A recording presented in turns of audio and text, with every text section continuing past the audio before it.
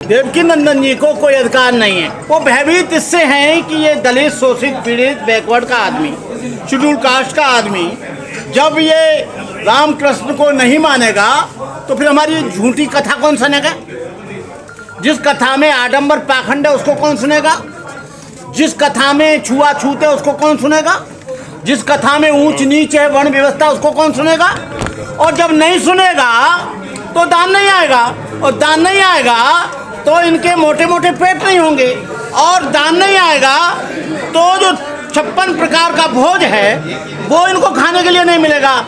ये भाग्य और भगवान के नाम पर, ईश्वर आत्मा और परमात्मा के नाम पर, आडंबर के नाम पर, पाखंड के नाम पर, वर्ण व्यवस्था के नाम पर हजारों साल से देश का उन भोले भाले लोगों का दोहन करते आए। उनके पास कोई सर्टिफिकेट नहीं है। क्या मुसलमान यदि राम और कृष्ण को नहीं मानता है तो क्या वो नरक में चला जाएगा? क्या ईसाई राम और कृष्ण को नहीं मानता है तो क्या वो नरक में चला जाएगा? और क्या दुनिया को ब्रह्मा जी ने बनाया? यदि ब्रह्मा जी ने बनाया तो अमेरिका को किसने बनाया? लंदन को किसने बनाया जहाँ ईसाई हैं? आप मस्कट को किसने बनाया? सऊदी अरब को किसने बनाया? वहाँ तो रामकृष्ण को मानते नहीं, अमेरिका में तो मानते नहीं। आज अमेरिका दुनिया का सबसे इकोनॉमिक इकाई बना हुआ है, लेकिन यहाँ पर तमाम तरह के पूजा पाठ किए जाते हैं। ये देश गरीबी की रेखा से नीचे जा रहा है। ये देश कोई बहुत बड़ी प्रगति नहीं कर रहा है। हम चाहते हैं, हमें भी दर्द है कि हमारे देश में भी रॉकेट लॉन्चर बने, हमारे देश में भी बड़े बड़े टैंक बने, हमारे देश में भी बड़े बड़े एरोप्लेन बने, हमारे देश में भी फायर ब्रिगेड बने, लेकिन सब चीज़ हम बाहर से ही आयात करते हैं। सर, आज भी जो है शिक्षा है और जो अर्थव्यवस्था है ये सब धरातल में जा रहे हैं, लेकिन पाखंड है जो वो आसमान छू रहा है। इसका क्या करें? अरे भाई, इसको तो बाबा साहब अम्बेडकर बोल कर गए थे, जो मंदिर में जाएगा, जो घंटा लाएगा वो भिखारी बनेगा, और जो कॉलेज में जाएगा वो वैज्ञानिक बनेगा, वो डॉक्टर बनेगा, वो इंजीनियर बनेगा, वो जज बनेगा, वो मिनिस्टर बनेगा, वो आईपीएस बनेगा, वो आईएएस बनेगा, और जो मंदिर में जाएगा वो वहाँ पर भिखारी बनेगा और वह घंटा हिलाएगा। वो डॉक्टर अंबेडकर का स्वप्न कभी पूरा नहीं कर सकता। ये कोई जरूरी नहीं है, ये भारत इनकी बपौती जागीरदारी नहीं है। ये भारत मुसलमानों का है, ईसाइयों का है, बौद्धों का है, सिखों का है, जैनों का है, पारसियों का है। और जब ये भारत स्वतंत्र हुआ तो स्वतंत्रता की लड़ाई में मुसलमान भी आगे आए थे, ईसाई भी आगे आए थे, सिख भी आगे आए थे। ये कोई जरूरी नहीं है। अरे लिंचिंग हो रही है। अरे सिख नहीं मानता है राम और कृष्ण को, वो केवल गुरु नानक को मानता है, तो क्या जबरदस्ती उससे कहेंगे कि जो रामकृष्ण को मान? ये भारत धर्मनिरपेक्ष देश है। संविधान इस बात के लिए पूरा आपको गारंटी देता है कि आप लोग वैसे नहीं, इस तरह से जो संविधान कहता है। सर, वो तो हिंदू राष्ट्र बना रहे हैं ना भाजपा वाले। जब ये हिंदू राष्ट्र बनेगा, संविधान को बदला जाएगा, उसके बाद में क्या होगा हम नहीं कह सकते।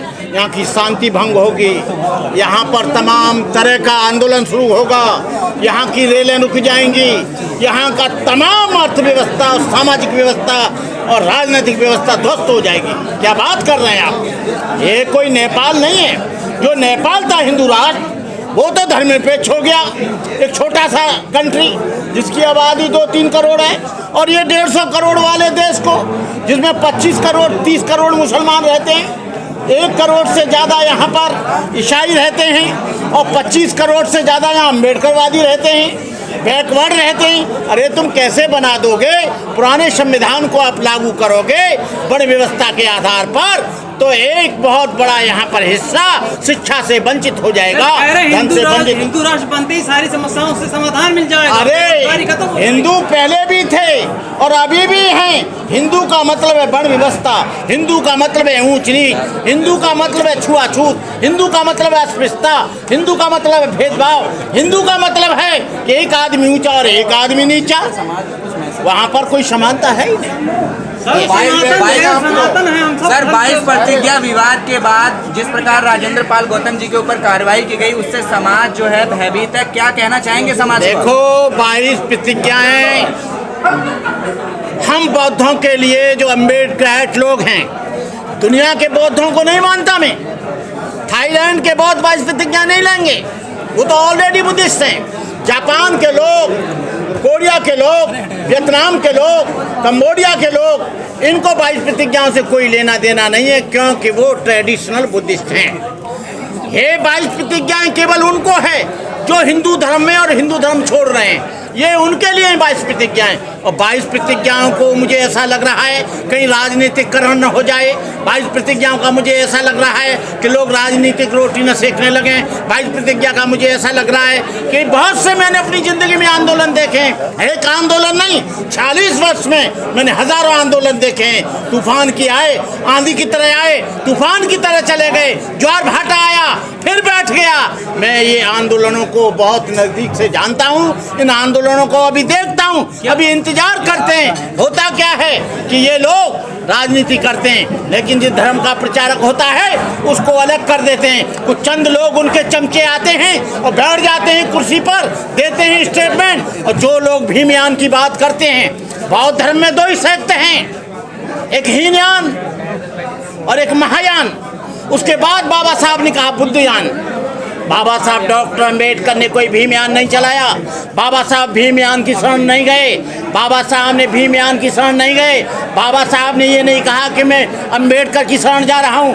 बाबा साहब ने कहा बुद्धं शरणं गच्छामि, धम्मं शरणं गच्छामि, संघं शरणं गच्छामि। और आज जो भीमयान की बात करते हैं, ये इंटरनेशनल कम्युनिटी से, बुद्धिस्ट कम्युनिटी से कट जाएंगे। वो कहेंगे एक अलग से अपना धर्म चला रहे हैं, बौद्ध धर्म की आड़ में ये अपनी राजनीतिक रोटियां सेक रहे हैं। मैं लोगों से कहना चाहता हूं कि बाबा साहब अम्बेडकर को तो हम मानते हैं, बाबा साहब अम्बेडकर को तो हम मानते हैं, बाबा साहब अम्बेडकर का हम आभारी हैं, जिन्होंने भारत में बौद्ध धर्म पुनर्जीवित किया, जिन्होंने भारत में बौद्ध धर्म को पुनः से जीवित किया। देखिए सुनिए, यहाँ पर FIR नहीं होती है, वहाँ पर भी वही मनुवादी बैठा है। न्यायालय में न्याय नहीं मिलता है, न्याय की प्रक्रिया बहुत लंबी है। इसलिए मैं कहता हूँ बौद्ध धर्म किसी की हत्या करने की इजाज़त नहीं देता, लेकिन मैं कहता हूँ कि हत्या करने वाले को जिंदा जाने की भी इजाज़त क्यों दी जाए। जो हमारी बहन बेटियों की इज्जत लूटते हैं उनको जाने की इजाज़त क्यों दी जाए। जो हमारे बुद्ध विहारों को लूटते हैं उनको हम लड़ेंगे, अपनी अस्मिता के लिए मरेंगे। ये बात तो संविधान के खिलाफ है ना। संविधान कहता है कि कानून की शरण में जाएंगे। बाबा साहब ने कहा था, बाबा साहब ने कहा था कि मैंने संविधान ऐसे लोगों को सौंप दिया है जो मनुवादी हैं और ये इम्प्लीमेंट नहीं करेंगे। उसके लिए क्या करोगे? आज जल जंगल जमीन के लिए आदिवासी लोग लड़ रहे हैं और झूठा उनको नक्सलाइट बनाकर उनको गोलियों से भूंजा जा रहा है। मुसलमान लोग अपनी अस्मिता के लिए लड़ रहे हैं, उन पर मॉब लैंचिंग की जा रही है। कहने का मतलब ये है जिस धर्म में छुआछूत नहीं है वो सनातनी कैसे हो सकता, जिस धर्म में वर्ण व्यवस्था नहीं है वो सनातनी कैसे हो सकता। भगवान बुद्ध ने कहा न जच्चा बसलो होती न जच्चा होती ब्राह्मणो, कम्मनो बसलो होती कम्मनो होती ब्राह्मणो। जन्म से न कोई ब्राह्मण होता है न शूद्र होता है, कर्म से ही ब्राह्मण होता है, कर्म से शूद्र होता है। जो आदमी हजारों साल गुजर गए लेकिन ब्राह्मण जाति में जुल्म ले लिया तो वो ब्राह्मण रहा, चाहे वो बलात्कार कर रहा है, चाहे चोरी कर रहा है, चाहे डकैती डाल रहा है। बुद्ध ने कहा जो अच्छा कर्म करेगा वो श्रेष्ठ व्यक्ति होगा, जो खराब काम करेगा वो अश्रेष्ठ व्यक्ति होगा, नीच होगा, उसकी जाति सबसे छोटी होगी।